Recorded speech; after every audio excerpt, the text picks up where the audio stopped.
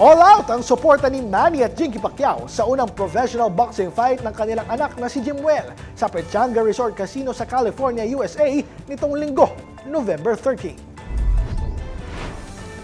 Nagharap si Jimwell at Chicago fighter Brendan Lally sa isang matinding 4-round bout na nauwi sa majority draw. Ibig sabihin, dikit ang laban at walang nanalo, ayon sa karamihan ng judges. Hindi naman napigilan ni Jinky ang kanyang saya at pagmamalaki sa anak.